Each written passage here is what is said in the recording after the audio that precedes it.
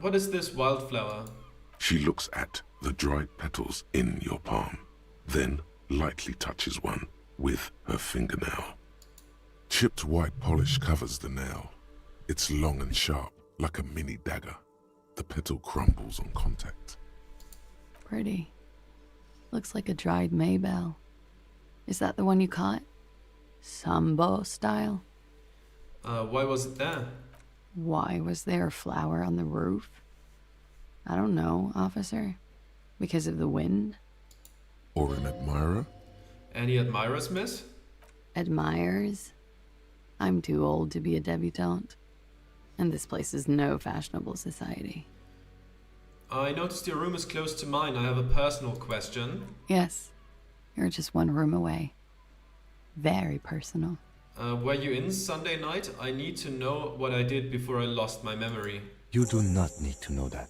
What you need is to ask normal police questions, like... He waits for you to finish the sentence. Get a grip, he thinks. At least do your personal stuff when I'm not here. Okay. We'll do that later. We'll do that later as well. I guess we're gonna go talk to the Hardy Boys now. Yeah, let's return to this later. Why not? I'll be here until 11 p.m., drinking coffee, most likely. Okay, thank you for that. Kim?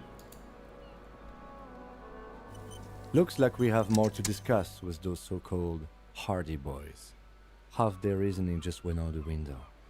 You think this will make them cooperate? Nothing will make them respect the RCM, but it will disrupt the game they prepared for us. We just stripped off one layer of whatever it is. Her decision to not corroborate their story was definitely not part of the plan. Why did she tell us all of that? What else could she have done? Lie? She saw there was no way to lie and get away with it. I'm not sure she had to lie. I wouldn't have known. If not you, then me. It was a smart move from her. She seems candid. Something is off here. She seems candid. You think so? Being candid is the best way to lie. The appearance of candor with some facts thrown in draws attention away from whatever one chooses to omit. She may be trying to control the pace of the investigation. Anyway, we should move.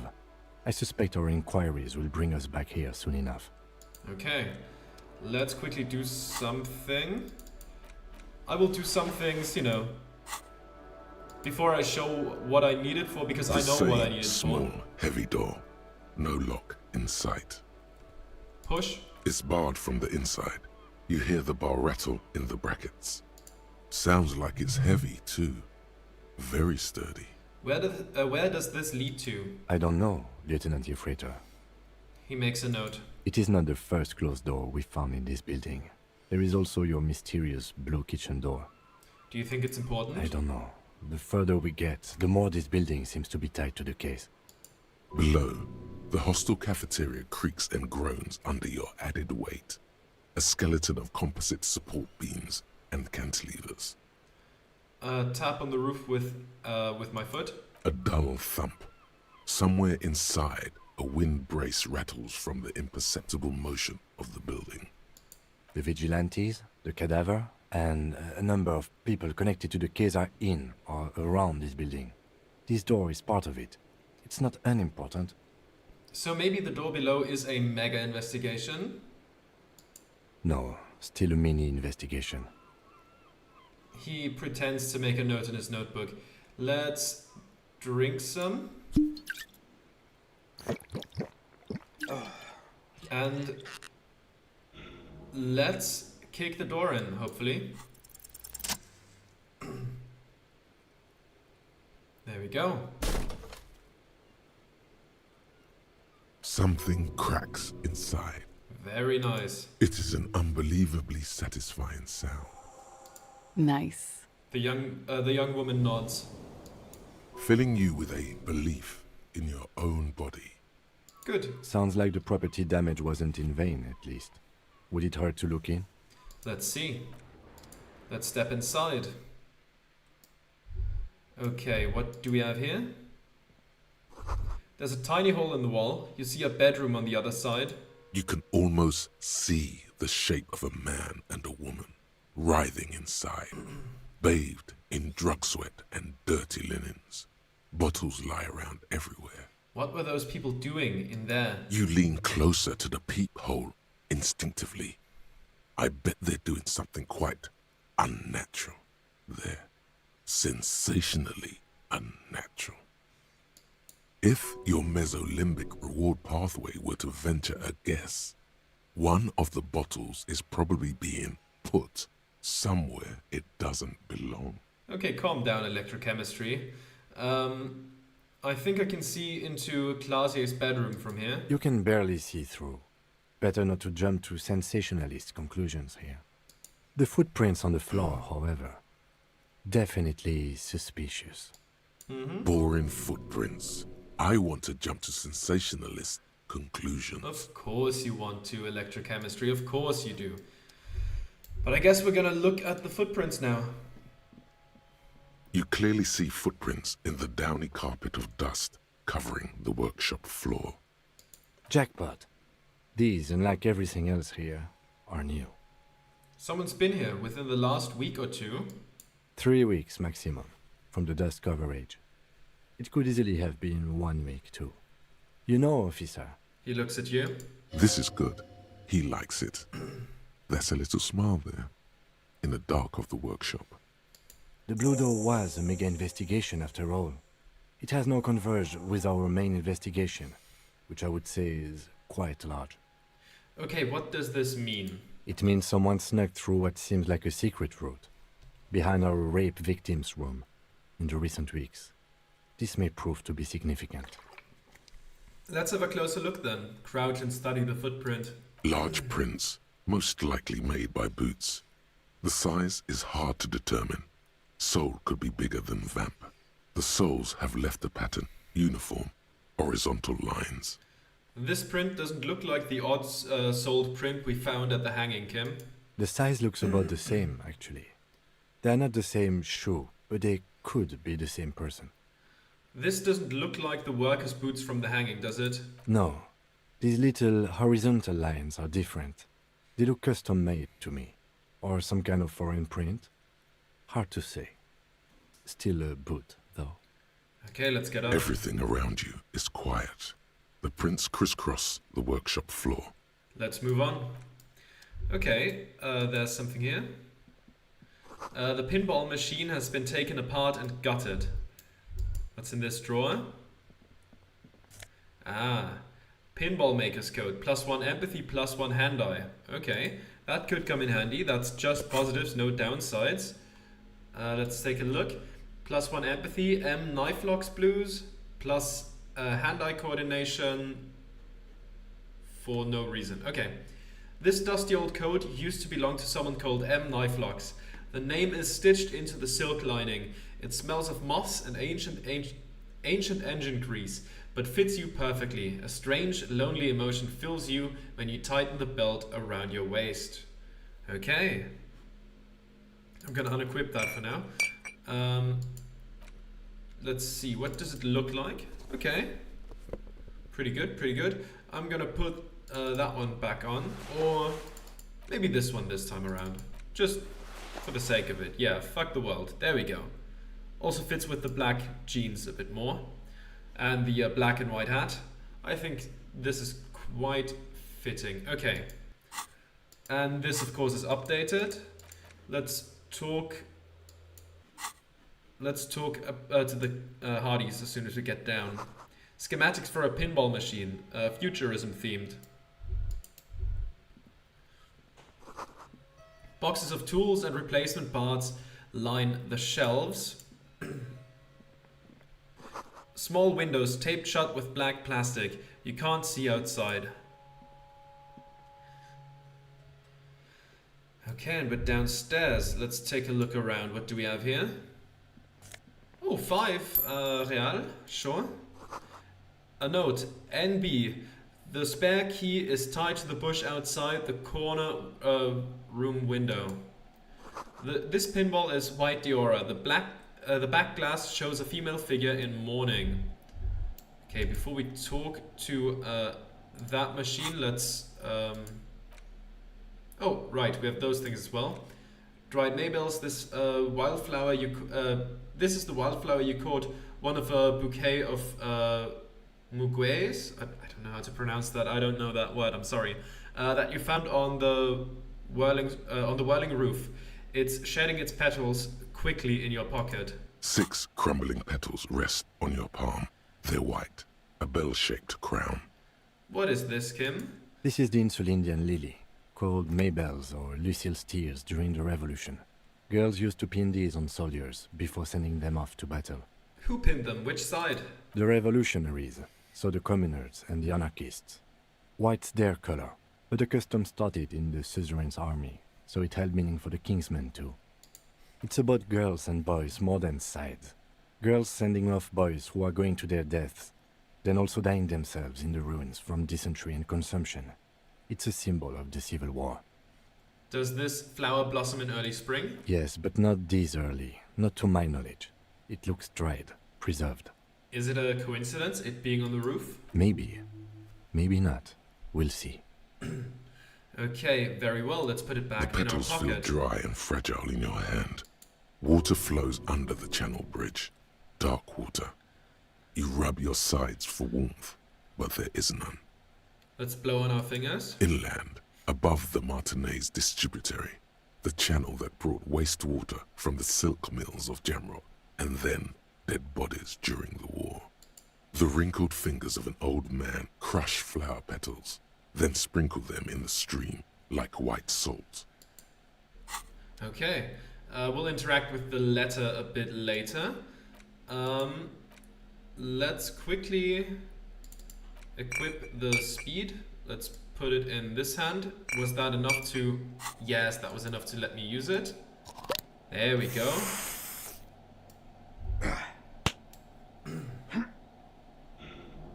Damage morale, of course.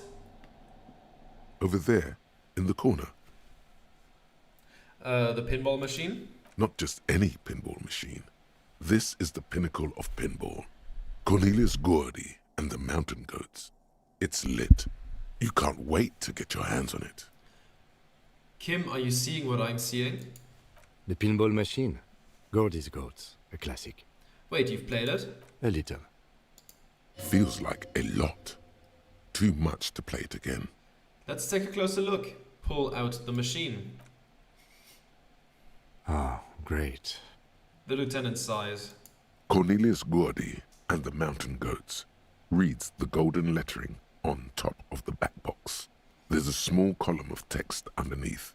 The machine is coin operated. Get the game on, Fingerboy. Those flippers are ready. Lean closer to read the text. Above the painting of a mustached man climbing a hill, a column reads, inspired by the legend of Cornelius Gurdi, taken on the world's tallest peak, Corpus Mundi. The Mesk legend holds that when the nation is in danger, heroic Gurdi shall return and save his people. Okay, let's inspect the playing field. The theme of the game is to explore Gurdi's climb through the perspective of goats and to ascend to the top of the mountain in a time of trouble. The peak of the mountain is at the top of the playfield. All the balls have small goat icons on them and represent the goats as they race up and down the mountain. Okay. Areas around the playfield represent Gurdi's climb, places he was said to have camped, which the goats can discover. Get them to the summit. What's with all the goats? Indeed, think of them as balls. Okay, let's insert the coin. And let's see. It takes a while to get into a rhythm, but pretty soon you're able to keep 3 goat-faced balls in play with relative ease. Go, go, Fingerboy. Hell yeah. I feel sorry for the goats. If they only knew the kind of guy old Cornelius really was. Wait, what kind of guy was he then? The kind of a guy who uses the word savages a lot when recounting his travels. A masked nationalist. A racist mountaineer? An avid huntsman too. He was often photographed in his dining hall, surrounded by wall-mounted hunting trophies from every continent. Technically, the human beings are at the top of the food chain, so... He also hit his wife and kids. Other people's kids too. Sometimes pets. Hateful little man. But you seem to be having fun. I'm pretty good at this. Continue playing. Your game is definitely improving. The jolly goats are flying all over the board, and although a few plummet to their deaths, you're never left with less than 3. Suddenly, a special passage leading to the summit slides open at the top of the board. This is where the balls need to go. Concentrate and aim for the narrow passage. Maneuvering a goat ball into a position for a perfect hit isn't easy. More fall to their deaths. But finally, the opportunity presents itself. One of them gets through. Tiny hammer shatters something inside the machine. Something glass. The words "pale rupture" light up on the speaker panel, and the machine starts filling with a thick, milky fog. Something's happening. Congratulations. This is where the game ends. It's a cheap way of getting more money out of the players. A stupid, nihilistic finale. There's so much fog, you can barely see anything.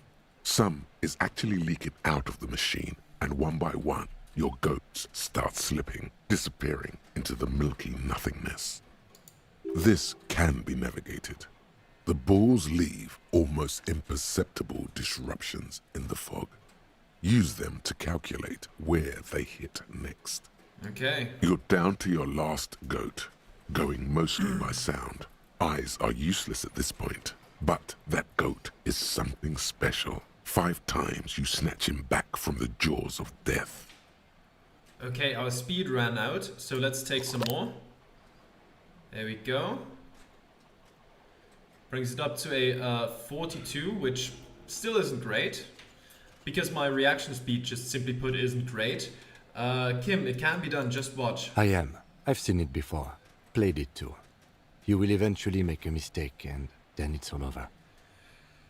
Let's try it, 42%. Oh, we get a bonus for fellow nationalist, interesting. Let's try it. How? Nah. If you can't even see it. Okay, that's fine. The last goat plummets into the fog with almost suicidal glee. There goes nothing, finger boy. Thank you. Alright, anything else in the room? Let's move back here. Can we just go out here? You see a heavy steel door with a prominent dimple lock. It's painted blue. This door is connected to the one upstairs, but how do we get through? There must be a key somewhere. Probably somewhere in the whirling. It's not too important. We can get in and out using the roof door. Okay. Let's keep going then. This small elevator is dimly lit by a bulb that's been glowing for ages. The latticed cage is open, inviting you to step inside. I think the game expects you to come to this from downstairs. Let's look in. Smells of nougat and sweat. Your head brushes up against the ceiling. There is a control panel to your right, and just enough room for 2 people to fit in. The maintenance card under the control panel reads, Last maintenance, 10th July, 88. Let's look at the elevator controls. There are large rectangular buttons, monter, descendre, and an international call for emergency assistance. That third one appears to be broken. It says the last maintenance was in 88. That it does. I say, let's brave it. This elevator was maintained in the future. No, it was maintained in 88 of the previous century. So it's not a message from the future. No, I think the bureaucrats just forgot about this backroom elevator after the revolution. This elevator must have been needed to transport the pinball machines up and down. Seems so, although it's pretty quaint for a freight elevator. He taps on the guttering light bulb. It's gold in the dark. Let's close the doors and go up. And we're back here. Okay, let's see. Oh, what's that? So this is where they brought 40 pinball machines to fix them up. A long time ago. Everything is covered with dust now. The lieutenant looks around the dusty, crowded room, inspecting the tools on the shelf. Looks like they gave up on fixing the pinball machines at some point. At some point, 20 years ago, 15 maybe? before pinball went out of vogue. This used to be a pinball workshop. Looks like it. I'm guessing Martinez North 22 used to be a pinball arcade before it became a hostel. There are machines left over. He taps his foot. A creak. Some dust falls off a shelf. Downstairs in the hall, next to the main door. One of them even works. I've seen one of the hearties bang away at it. Remember the dice maker? Then that means... Whirling in Rags was once the East Delta Pinball Arcade. This is all left over from that. Ah, yes, as the novelty dice makers said. This has absolutely nothing to do with the case, I'm sure. But I do like a nice little connection. But then it went bankrupt. Your skin crawls from making the connection. Could this mean the Whirling in Rags really is part of the doomed commercial area? If that's true, then our cafeteria manager is not going to like it. We should tell him what we found up here, omitting that suspicion. He does not appear to be the kind of man who likes his establishment to be part of a neighborhood ghost story about bankruptcy. It's not a ghost story. It's a curse, and Gart ought to be made knowledgeable so he can perform counterspells. Let's finish the thought.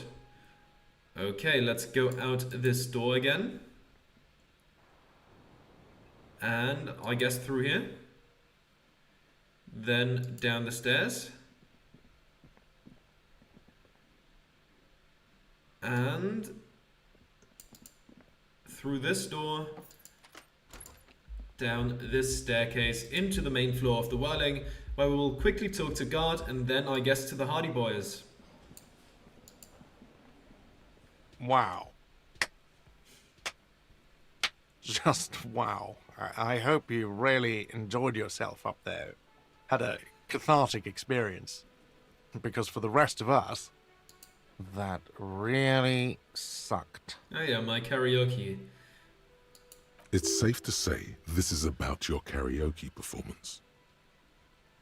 Fuck you, I have a vast soul and she will always come back to it. Yeah, I sucked up there, I'm sorry. You don't understand my performance. Those high notes, I purposefully shredded them to convey a stained, worn-out sadness. Forget about that, I had something. Fuck you, I have a vast soul. Good for you. I'm not letting anyone up there again. Ever. Now, what did you want? You feel bad suddenly. You see the delicate loops of handwriting in your mind's eye. God, I saw another thing at the Whirling. Another thing. Great. I love those. God, what if I told you I got into the back room behind the blue steel door? Oh, okay. Well, I did hear you make noise back there, so good for you. He's really holding himself back here. Aren't you going to ask me what's back there? Okay, what is back there? Skeletons, a mausoleum of the dead. Pinball machines, a pinball workshop. Nothing. The black gaping maw at the end of time. Skeletons, a mausoleum of the dead. Yes, haha. What's actually behind there? Pinball machines, a pinball workshop. Ha! I knew it. I've always wondered where those machines by the door came from. And they told me there was some kind of pinball thing here too. I knew it. Were there any back there? In working order, I mean. Why, do you want to play? Because I might be up for a game. Didn't check, pinball isn't relevant to the investigation. Didn't check, pinball is stupid. Do you want to play? Because I might be up for a game. No, I was just wondering if you found pinball machines there. Thinking of turning this place back into a pinball arcade? If you're thinking of selling those pinball machines, I want a fat cut, C-suite shit. Beat your chest, I'm a disruptor. I feel a capitalist plot coming up. Let's go with the second one. Those machines are Whirling property. But if it makes you feel any better, I'm not planning to sell them. It wouldn't hurt to get a little life in here. Other than the hellish karaoke machine. That one's always causing trouble. Yeah. Sounds like he cares about the place. He's not going to be overjoyed to hear that it's part of the doomed commercial area. He should still know. You have to be forewarned about these things. I have to warn you, I may have discovered that the Whirling is part of the doomed commercial area. What? Why would you say that? We're at a completely different address from that whole thing. So he knows of the doomed commercial area and its address. Wait, He's so- thought about this. Wait, so you know of the curse? Everyone knows of it. The whirling is listed on the intercom outside as one of the businesses in building B. You should get your wiring fixed. I tried to call and couldn't reach you. I've been working here for a long time, and that intercom has never been used by the whirling. The whirling was once the East Delta pinball arcade before it failed. It's only a matter of time before the whirling fails too. Does this look like part of a doomed commercial area? This pre-revolutionary tilework, these high ceilings, the nice rooms, well, most of the rooms. For 14 years, man. That's how long I've worked here. I've kept this place up through hail and through sleet. Fuck me, if some doom ghost... He steadies his voice. He's done a fine job too. Though he's spoken of the place dismissively before, the hostel is actually very important to him. You really care about the whirling, huh? Who owns this place? What about those other cafeterias you manage? Who owns this place? Some real estate management company. They never come around here, just collect money from afar. Honestly, I think some money laundering might be involved. What about the... and who named it Whirling in Rags? Well, it sure as hell wasn't the real estate company. It was you? You look surprised. What? It's a great name, I know. Cafeteria managers come up with great names too. It's from a song. A song? Hail, Holy Queen, by the Ateniers. Hail, Holy Queen of the Sea. You're whirling in rags, you're vast and you're sad. Good pick. The lieutenant nods. What about the other cafeterias you manage? What about them? One is a basement dive frequented by chain-smoking communists. I can't tell you how sick I am of Kraz Mazov and Ignis Nielsen and all those old ghosts. He's hesitating, not sure if he should share this information with you. Encourage him. And the others? The other is a kebab cart. It's very successful in its way, but it's nothing like the whirling. You really care about the whirling, huh?